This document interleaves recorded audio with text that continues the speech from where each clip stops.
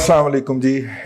हमने एक हफ़्ता इंतज़ार किया है तकरीबन कि ये जो बड़े बड़े जगादरी हैं जो कि अफ़गानिस्तान के ऊपर अंदर की खबर लाने का दावा करते हैं वो इस पे कुछ बोल दें। तो जब उन्होंने नहीं बोला तो मैंने कहा कि फिर चले हम बोल देते हैं। अफ़गानिस्तान की ताज़ा तरीन सूरत हाल जो है अगर पूरी दुनिया में देखा जाए तो पूरी दुनिया में तो इस बात का प्रोपेगेंडा हुआ कि जनाब वो जो है अल्लाह आपका भला करे, जो उनके अमीर हैं तालिबान अफ़गानिस्तान, तालिबान आलीशान के जो अमीर हैं मुल्ला हैबतुल्लाह अखवंदज़ादा साहब, वैसे वो हदीस के उस्ताद हैं और हदीस का उस्ताद जो है वो लॉजिक बड़ा पढ़ा होता है और लॉजिक का आपको जो पढ़ा हो बंदा मिले, वैसे तो लॉजिक ईरानियों की इजाद है लेकिन अगर लॉजिक पढ़ी हो किसी ने तो उसके साथ गुफ्तगू फिर बड़े सलीके से तरीके से होती है क्योंकि वो आपको गुफ्तगू के अंदर घेर बड़ी आसानी से लेते। तो आज हम आपको बताएंगे थोड़ा सा इस हवाले से, लेकिन ये तो खैर एक तारुफ था। गुज़िश्ता इतवार के रोज़ जो है अगर हम उस दिन की डेट के बारे में आपको बता पाएँ, 13 जून को जो इतवार गुजरी है उस दिन 14 जून को जो इतवार गुजरी है उस दिन तालिबान की जो शूरा है, सेंट्रल एग्जीक्यूटिव कमेटी है, वैसे उनकी दो शूराएं हैं। एक उनकी पॉलिटिकल शूरा है और पॉलिटिकल शूरा के आगे दो हिस्से हैं, एक इंटरनल और एक एक्सटर्नल, और अपना और एक उनकी जिहादी शूरा है जो कि फाइट जो है, जो वॉर है उस फ्रंट को लुक आफ्टर करती है।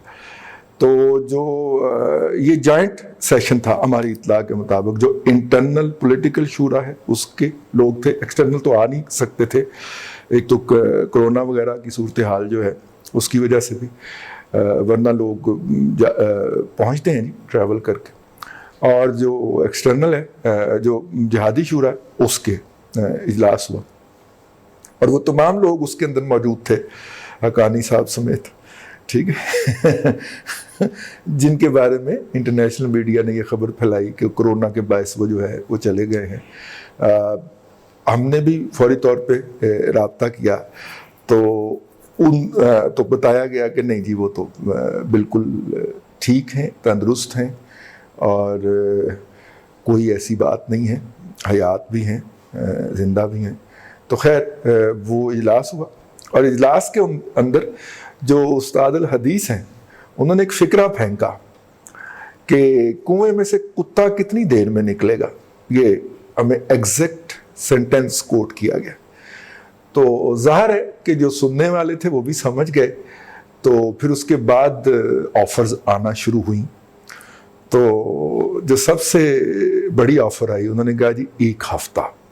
अब ये मैं इसकी एलेबोरेशन करता हूँ आपको, 1 हफ़्ता। और उन्होंने कहा कि मैं 15 दिन देने को तैयार हूँ। आप 1 हफ़्ते की बात कर रहे हैं, आप 2 हफ़्ते लें। इससे क्या मुराद थी? इससे मुराद थी काबुल हुकूमत जो है वो कितनी देर में आप फारग कर देंगे या वहाँ से निकाल देंगे। ये जो फ़िक्रा था ना कुएं वाला, इससे मुराद ये थी।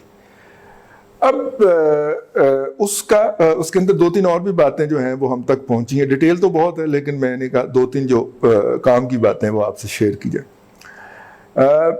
पहली बात तो ये है कि राइट नाउ जो काबुल गवर्नमेंट के पास एडवांटेज है वो हेली का है, यानी हवाई जहाज़ का है, हेलीकॉप्टर का है। हवाई जहाज़ तो उनके पास खैर पंखे वाले हैं उनका तो क्या एडवांटेज होना है, लेकिन जो उनके पास एडवांटेज है असल में वो हेली का, गनशिप का है।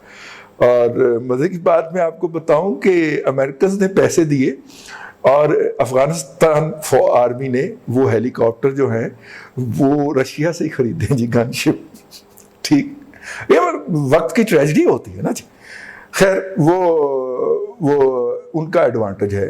तो हेली कब गैर मौसर होता है? जब धुंध छा जाती। तो धुंध कब छाती है भला? सर्दियों में, ठीक, जब बर्फबारी का आगाज होता है और फिर اس کے بعد تھوڑا سا برف پڑ جاتی ہے تو پھر اس کے بعد جو ہے وہ ان علاقوں میں جہاں پہ سموگ ہوتی ہے یا ہوا جو ہے اس کے اندر پولیوشن زیادہ ہوتی ہے وہ دھند کی شکل اختیار کر لیتی.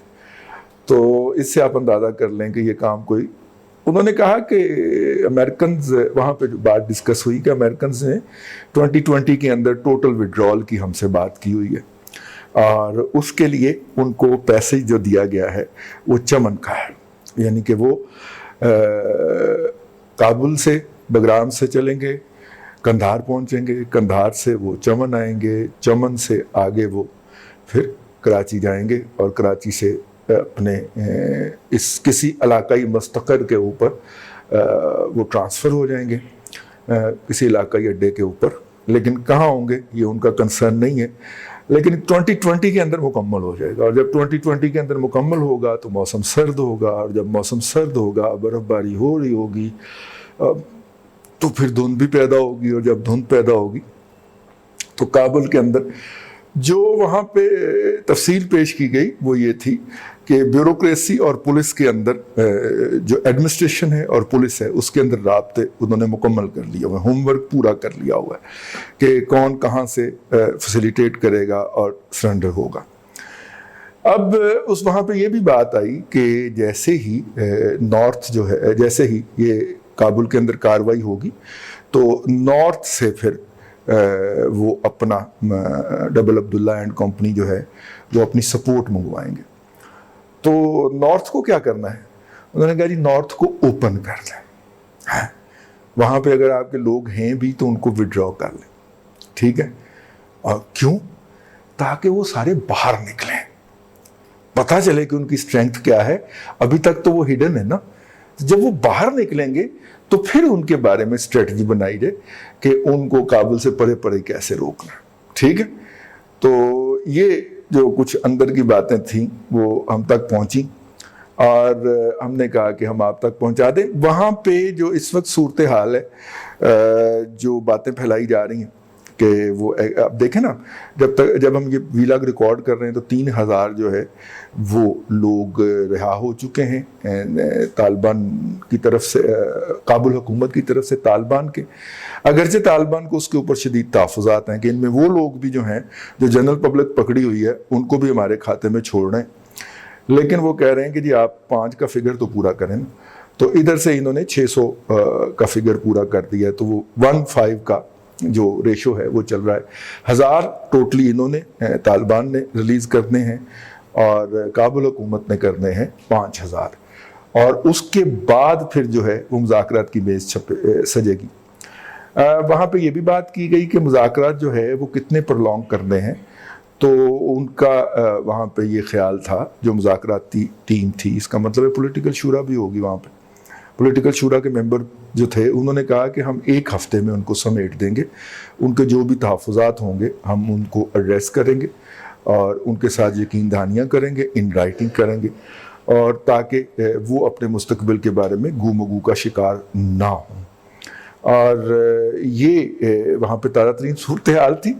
بڑے بڑے جو ہیں وہ لوگ چونکہ مسلسل ویلا کر رہے ہیں اور اتنی امپورٹنٹ انفارمیشن کو مس کر رہے ہیں, تو کہنے کا مطلب یہ ہے کہ وہاں پہ سنیل پیس کے ساتھ بڑی ویجیلنس کے ساتھ معاملات آگے بڑھ رہے ہیں.